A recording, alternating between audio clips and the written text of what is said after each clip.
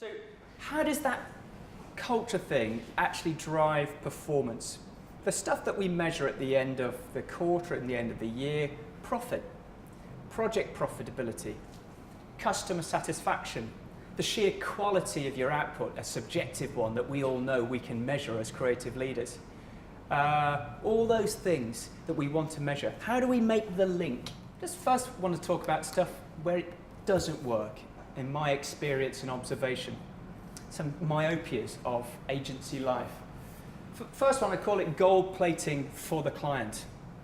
This one is kind of margin blindness, where the project profitability is eroded on a daily basis because we are not strong enough with our clients to say, hold on, we agreed we were going to do this, and I realise this is a sort of movable feast, and all agencies will have projects they willfully are unprofitable on.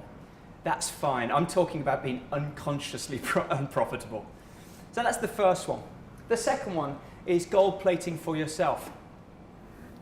This is in advertising agencies, branding agencies, creative agencies.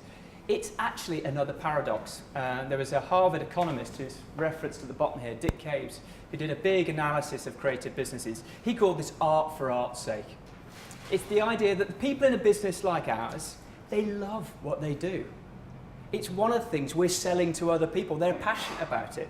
But if you take that too far, they gold plate things because they want to. They actually willfully are unprofitable. So we have to try and manage that. The final one is the flip side of that. Maybe you've had a consultant in, or maybe you've got a new accountant, and you go all the other way. Maybe, as I'm called in quite often, you want to sell in 2 to 3 years' time. You say, we've got to make this place look good for the buyer of this. We've got to get the margins right.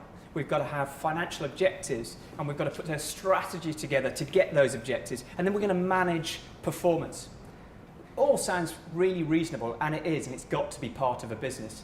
But if you go too far down that road with an agency, you lose your mojo.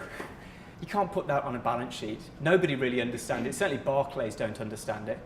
But you have to try and explain it to them, because if you go down that far that road, you won't make it 3 years. You certainly won't be looking good in 3 years' time.